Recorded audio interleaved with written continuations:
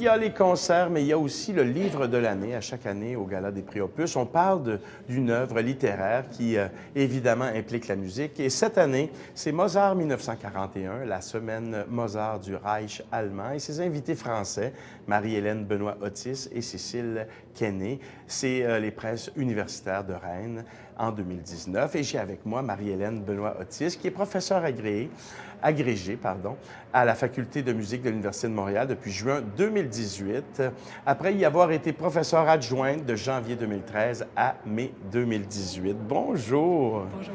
Et félicitations! Merci infiniment. Alors, c'est intéressant quand même comme idée de sortir Mozart de ce qu'on connaît, c'est-à-dire de sa vie, de sa courte vie, de ses 30 quelques années de vie jusqu'en 1791, mais tout à coup, de faire ce bond-là et comment est arrivé ce cheminement-là pour écrire ce livre? En fait, l'histoire est intéressante parce que je dois le début du projet-là, nous devons ça à Cécile Kenney, ma co-autrice, qui est malheureusement pas avec nous aujourd'hui. C'est elle qui, à l'époque, on parle de cela il y a 8 ans de cela, elle faisait un stage à la Bibliothèque nationale de France et elle est tombée sur un fonds d'archives sur un compositeur français, Marcel Delannoy, qui est allé à Vienne en 1941 pour la semaine Mozart, organisée par les nazis. Et elle est tombée sur ces sources-là et s'est dit, mais comme c'est intéressant. Et elle m'a appelée, elle m'a dit, est-ce que ça te tente de faire un article là-dessus à deux? Elle savait que moi, je parle allemand, donc je peux aller chercher les sources du côté germanophone. Et on s'est dit qu'à deux, ça fonctionnerait bien. Et on pensait faire un petit article de 10-12 pages avec ça. Un petit projet, là, entre deux autres. Exactement, juste un petit truc comme ça. Et en fait, on a tiré un fil, on s'est aperçu qu'il y avait une masse de documents extraordinaires là-dessus.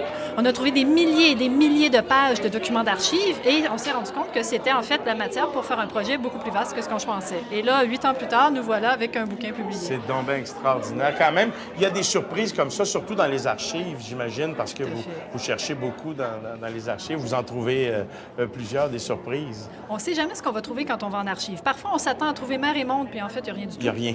Et là, c'est exactement l'inverse. On s'attendait à trouver quelques petits trucs et c'était d'une richesse extraordinaire. Et qu'est-ce que c'était cette fameuse semaine Mozart par les nazis, là, en 1941?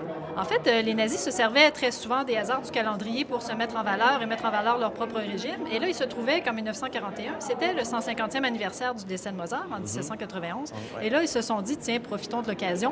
Et ils ont organisé une énorme célébration. Bon, pendant toute l'année 41, il y a eu des célébrations Mozart, mais surtout entre le 28 novembre et le 5 décembre 41 à Vienne, c'était une semaine complète de festivités, un truc gigantesque qui réunissait non seulement toute l'élite du Reich allemand, mais aussi à peu près 300 invités étrangers.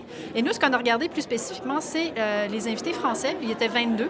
Et c'était vraiment là aussi l'élite des compositeurs, critiques musicaux, politiciens culturels de l'époque.